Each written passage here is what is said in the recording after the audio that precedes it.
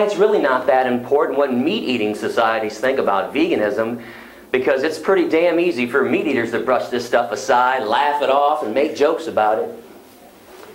Yeah, it's always easy for victimizers to mock and minimize the suffering of the victim, something we've done awfully well, unfortunately, when it came to forms of human-to-human oppression. And I understand some people think it's radical or silly when I say view an issue through the eyes of a cow, a pig, a chicken, a turkey, a fish, or some other animal on this planet. But understand that all social justice movements always look at the issue through the eyes of the victims. I mean, abolitionists looked at slavery through the eyes of enslaved blacks, while the Allied forces looked at Nazism through the eyes of Jews and other non-Aryans that Hitler labeled unworthy and expendable. If you utilize empathy, man, it truly allows you to understand the injustice without overanalyzing the issue. Please do not overanalyze and overthink what I'm talking about tonight. There's just no need to. This is simple stuff. This is compassion, decency, and mercy and kindness.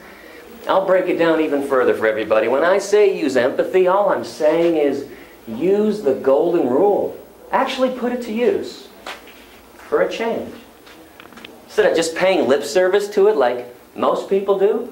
And the golden rule, by the way, is in all religions in one way or another. Even atheists say it's a wise way to live your life, because the golden rule simply states that you should treat others. And animals do qualify as others, no matter how you look at this issue. You should treat others like you would want to be treated. You should do unto others as you would have done unto yourself. And since no one in this classroom, I'm positive, wants to be treated the way we treat cows and pigs and chickens and turkeys and fish and most other animals, again, there's no reason to allow speciesism to continue unabated. Now, I have to drive this point home a little further about discrimination, because so many people have a hard time comprehending the fact that humans are acting in a vile, discriminatory way towards the animals that they share this planet with. But as the speech goes on, I sure hope you start to figure out that the same exact asinine and idiotic and vicious and vile excuses and rationalizations that people always use to oppress, enslave, and kill the animals, they are the exact same asinine and moronic excuses that we have used to oppress, enslave, and kill each other. Whether it was whites over blacks, Latinos and Asians, men over women, straight people over gay people, all the religious hatred, the religious wars that have been going on for thousands of years. You know, a sad comment that I hear a lot when I travel this country, and I do a lot of lecturing nowadays, around 250 talks a year in 20 states to around 10,000 students. I hear a lot of people make a comment like this to me. Hey Gary, well man, your speech was pretty tight, man. You surprised me. You make a lot of sense and you do make some pretty great points, except you're talking about animals. They're just fish. They don't look like us. They don't act like us. They don't think like us. So they don't deserve any moral consideration whatsoever. They don't deserve their right to be free and their right to bodily integrity. Well, the problem with that line of thinking, when you go back a couple of hundred years ago in slavery America, and activists like William Lloyd Garrison and Frederick Douglass were trying to abolish slavery, what do you think the majority of white people were saying about blacks? Oh, come on, they're just blacks. They don't look like us. They don't act like us.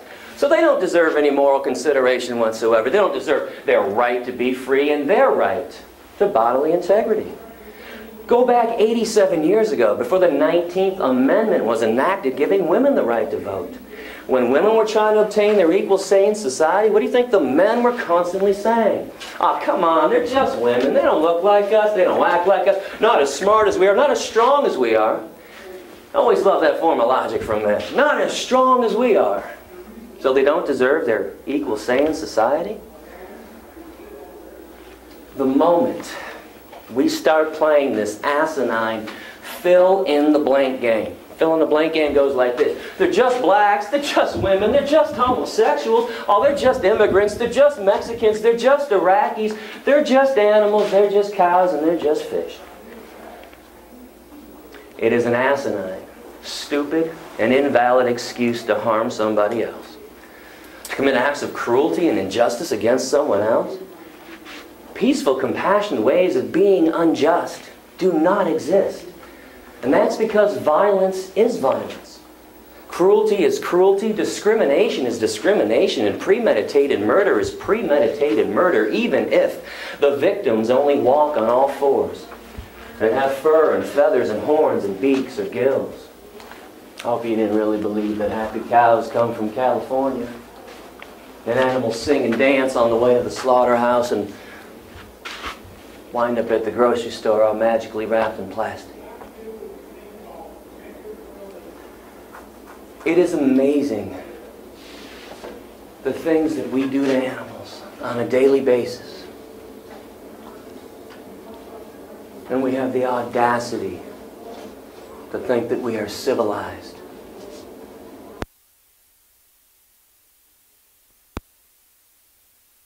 Species that purports to know right from wrong. And the animals have not done one single thing to us to deserve the wrath and the cruelty that we hurl on them. Not a single justification, not one, for what we do to these innocent beings.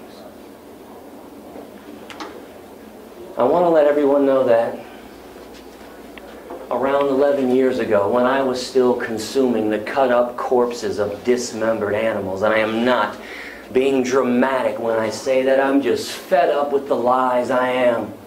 I've had enough of the euphemisms. So I hope right now people understand, maybe for the first time ever, what meat actually is. It is the cut-up corpse of a dismembered and tortured animal. It's a dead body sliced up into really small pieces.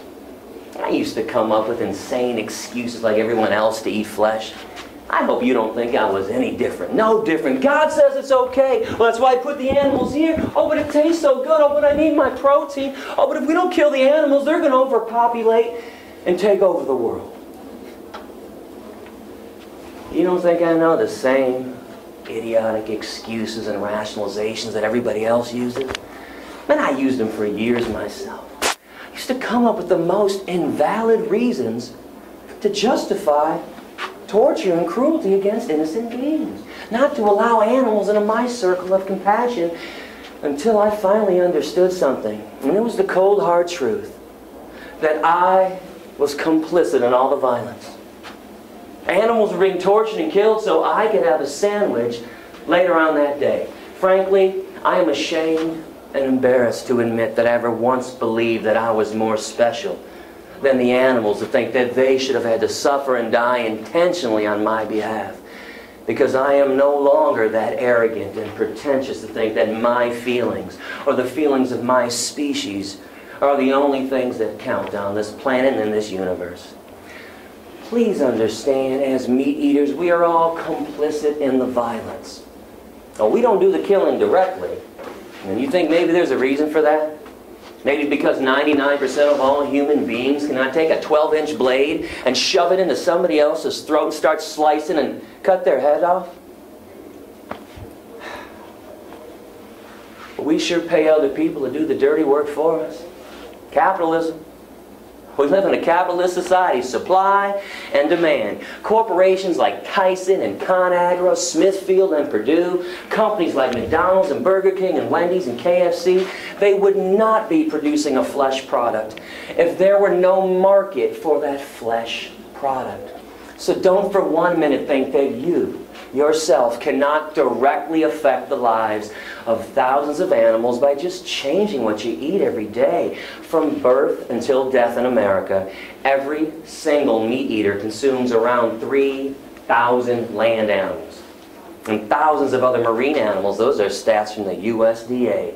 And collectively we are enslaving and killing 10 billion land animals in America every year and 18 billion marine animals in America every single year. And I hope people understand what I'm truly offering you tonight. It's quite special. You don't get this offered to you ever throughout your entire lifetimes. Do you realize when you hit the door after my speech that you can directly end a massacre? You can take part in directly ending a massacre. When has that ever been offered to you? Instead of just paying lip service to all the problems that are going on this planet that you are not even responsible for and that you are not even actively trying to end. I gotta tell you something that drives me insane when I travel the country talking to so many thousands of people every year. Boy, everybody talks a good game. Everybody is such a smooth talker when it comes to peace and compassion. Everybody always wants to tell me, never show me, just want to tell me how peaceful and compassionate they are because of what they believe or what they're opposed to. Hey Gary, I believe in that and I'm opposed to that. And the genocide in Darfur, oh man, I'm opposed to that. And the war in the Middle East, mark me down, I'm opposed to that too. What other atrocity you got for me, man? Oh, that's horrible. Can you mark me down for being opposed to that too? Can somebody tell me, since when does opposing an atrocity make the world a better place? I'd like to know. I'd like to know, since when does opposing an atrocity alleviate or eliminate the atrocity? Listen, folks, I do understand most of you don't want to hear what I have to say tonight. I'm cognizant about that. But I hope you're aware that, as I stated earlier, I am no politician. I'm no bullshit artist. I'm not here trying to say something so I can scam your vote for next term. I'm not a PR person. I'm not a salesperson. I don't want to sell you a thing. I don't want your money. I don't want your email addresses, and I don't want your mailing addresses. I'm here to talk about the worst form of cruelty and violence taking place on this planet, bar none. Even though most people don't want to hear about it. But when you sit back in the comfort of your living room, condemning things that are going on elsewhere, my friends, that is pure, unadulterated lip service. That's the definition of lip service. And by the way, when everybody always tells me how opposed they are to the genocide in Darfur, besides the people doing the actual killing, who's for it? What kind of an opposition is this? It's everybody opposing. I got news for you. Unless you get on a plane and fly to the Sudan to help stop the genocide there, your opposition right here doesn't mean a damn thing. Not a damn thing. But this is a chance to walk the compassionate talk that everybody's always talking about. This is a chance to show others how truly peaceful you are. This is a chance for a personal revolution, to leave your mark on this planet. A very light mark while you're here by causing the least amount of harm. Veganism. And this is so blasphemous to me in so many ways. This God complex that we have, deciding who gets to live and who gets to die, who gets to procreate, when and where. I don't even know where to begin with this condemnation. I don't. But I'm going to start by saying this. We are not gods. And we are not angels. Do I have to remind everybody about the things we've done to each other? Cambodia, Armenia, Serbia, the Inquisition, the Crusades, Holocaust, slavery, apartheid, Rwanda, Uganda, killing of Native Americans, burning of witches, Virginia Tech. Do I need to continue this list? Why people walk around acting like humans are the crown of creation? Why? Because we say please and thank you to each other? Because we open up the door for somebody else once in a while? Or maybe because we send out cards praying for peace on earth once a year. Just praying for it, because God forbid we should ever do anything to actually make it happen. But hey, every December, peace on earth to you. Hey, peace on earth, everybody. Hey, peace on earth to you. We have taken away so much from the animals because of our selfish, barbaric habits, rituals, and traditions, and convenience, and of course the root of all evil, profit, money. We've taken away their right to be free. I do not exclude myself from the condemnations that you are hearing. Listen to the words I use. I choose every word I use for a reason. I say we, humans, humankind. I'm part of all those groups. As long as my species does something atrocious to another, I take complete and full responsibility. I am not excluding myself from these harsh words. And you hear me saying these things because I am tired of people walking around with rose-colored glasses on thinking that everything's wonderful. It's not. Do you realize there is only one species on this planet and one species alone? That if you remove that species from the planet, The removal benefits every other species. All the animal species, the forest, the rainforest, the woods, the air, and the water. Everything on planet Earth, fact, not my opinion, fact, benefits if you take out one species. It's us. If we're the only ones not living in harmony with the ecosystem, the only ones destroying its own home and taking everyone else down with us, the perpetual question I have is, why do people think we're so special? We're the complete opposite. We have strayed so badly from things that are normal and natural and proper, and it's time to get back on this path. Call me naive, idealistic, foolishly idealistic, but I do have faith in humans. Sometimes I don't know why, but I do, because I know deep down inside most people are good people. But that compassion, that goodness has been beaten down in us. It's dormant. And I'm just trying to awaken everybody from this soporific, mindless, robotic state. Do this, do that, eat here, eat there, pray here, and nobody thinks for themselves anymore. Everybody does what they're told, like good little automatons. There are two groups of people on this planet. The haves and the have-nots. The wealthy and the destitute. And I'm talking destitute.